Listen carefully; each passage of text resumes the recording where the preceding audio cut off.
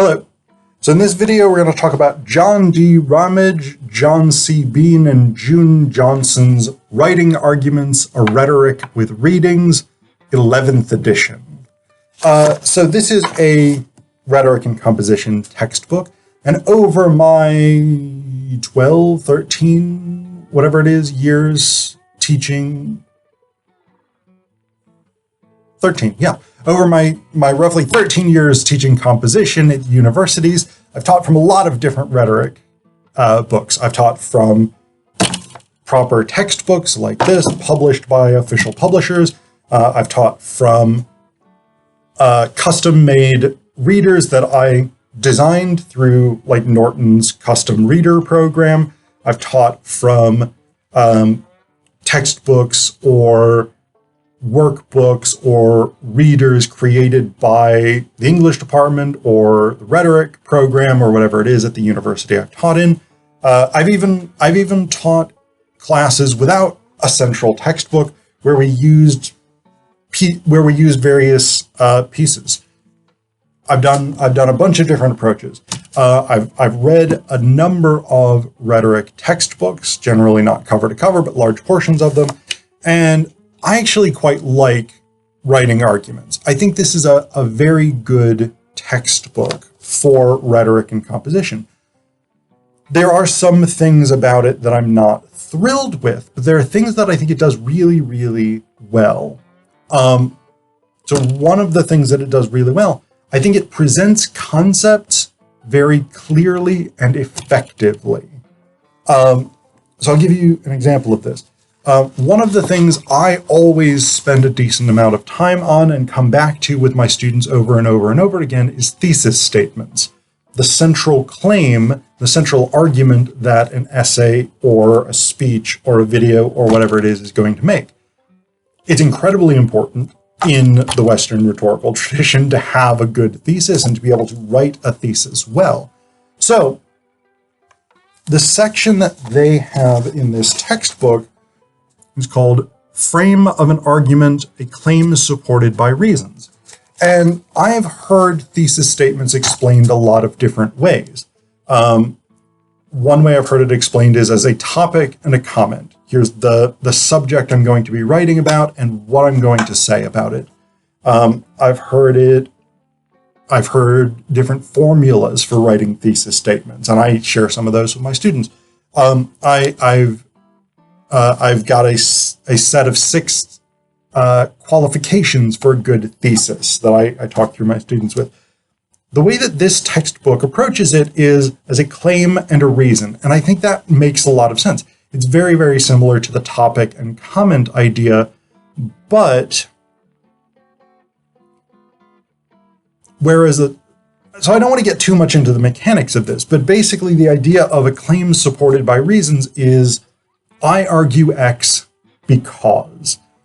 And that's a very basic but functional approach to a thesis statement. But I think it's also explained quite well. So I want to read you just a couple of bits of this. So it starts out here. We said earlier that an argument originates from an issue question. And that's another thing that they do. And this is, I think, very common in rhetoric textbooks, but it works really well. But they point you back to something that they had talked about earlier in the textbook, which is a good way of building connections between ideas so you can see how things are mutually reinforcing. Which by definition is any question that provokes disagreement about the best answer. When you write an argument, your task is to take a position on the issue and support it with reasons and evidence. So this is the setup. This is what you are doing, why you're thinking about this in terms of claims and evidence, claims and reasons and evidence.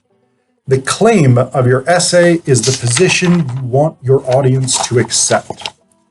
To put it another way, your claim is your essay's thesis statement, a one-sentence summary answer to your issue question.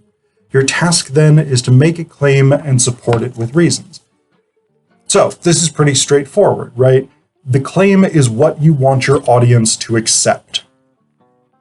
That's a simple but effective and clear definition. Then we have a subsection. What is a reason? And what they start out with here is, A reason, also called a premise, is a claim used to support another claim. In speaking of writing, a reason is usually linked to a claim with a connecting word such as because, since, for, so, thus, consequently, or therefore, indicating that the claim follows logically from the reason. And then there's more here where they start getting into examples, and they use examples of issues that students are likely to be at least somewhat aware of. And that's actually, I think, a really tricky thing that rhetoric textbooks often run into is, in my experience, rhet comp people are frequently very politically savvy. They are aware of political issues in ways that students don't necessarily follow those political issues. So I think there's clearly examples in this textbook, as in any rhetoric textbook, where the example that they've chosen, students don't connect with it. But I think generally these examples work. So I think that's positive. So in this case, the example is they build a thesis around the question of whether or not large marine mammals like whales, porpoises, killer whales, walruses, things like this, should be kept in captivity. And they give, down at the bottom, a whole bunch of broken down thesis statements for one view, for the view, in this case, not supporting marine parks, that these large marine mammals should be let go. They're broken down into claims and reasons. Here is what I argue. In this case, the public should not support marine parks. And then here are 5 reasons. Then at the top of the next page, they actually give us the alternate view. The public should continue to enjoy marine parks, and here's 5 reasons. So they set up this argument for each side. And I think that's one of the things I really like about this textbook. It tries to be very balanced, and it tries to give a broad array of views about topics. So that, I mean, that's actually one of the big strengths. And that's one of the things that I think is really good when you get to the readings in the latter portion of the book. They have readings in different categories. Generally, again, things that students may have some sort of interest in, or at least have a stake in.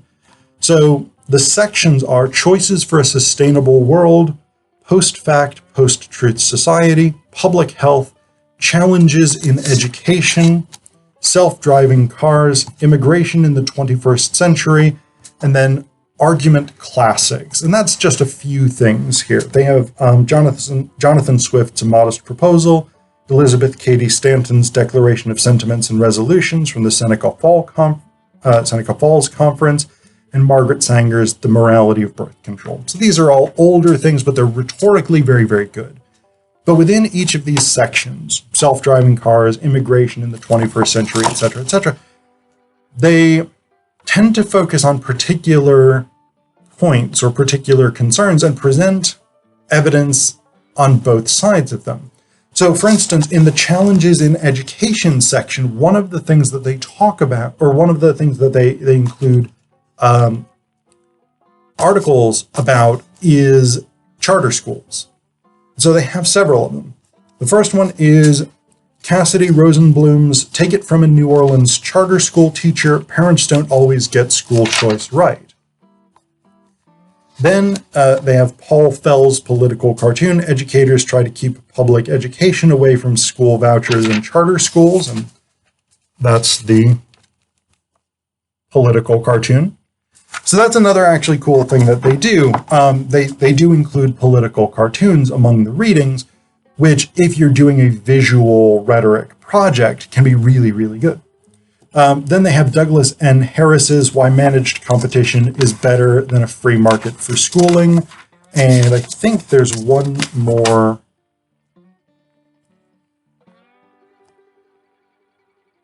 Charter school.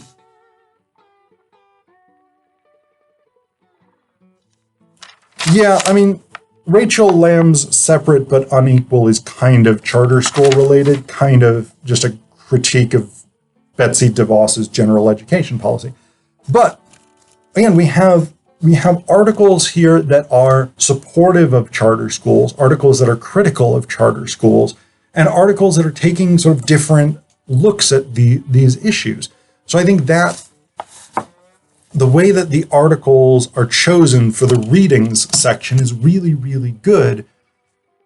If, like me, you teach classes where students are likely to have a wide range of political views, because you can assign an essay that leans more to the right and an essay that leans more to the left. And you can say, okay, let's talk about these not as necessarily political debates that we want to have, but let's talk about the rhetoric. What choices are these authors making, and how do they work for their intended audiences? So I think it works really, really well. You can give that sort of neutrality so that students don't necessarily feel alienated based on their political perspectives, which I personally think is a very important thing to do. Not everybody necessarily agrees with that. And if you're in a school, for instance, where 90% of the students are card-carrying democratic socialists or something like that, maybe that's not that important. If you're at a school where 90% of the students are card-carrying NRA members, maybe not that crucial. But you see what I'm saying here. There are a couple of things that I'm not incredibly thrilled with about this textbook, but they're really more minor grievances that relate to how I happen to teach the course than necessarily weaknesses with the textbook as a whole. There's no section in here on personal narratives, which for me is a genre that I do like teaching. I think it can be very, very useful. And I'm actually teaching a kind of personal narrative project this semester. So this textbook has not been useful for that. The other component that I'm not thrilled with, they do have visual rhetoric here, but it is for still images or infographics or things like that. They don't really have a discussion in any depth about video rhetoric. So I had my students do a video project. Not much in this textbook to really sort of work with for that. But again, those are minor things. And if you're not doing a personal narrative, if you're not doing a video project, those aren't really even things to worry about.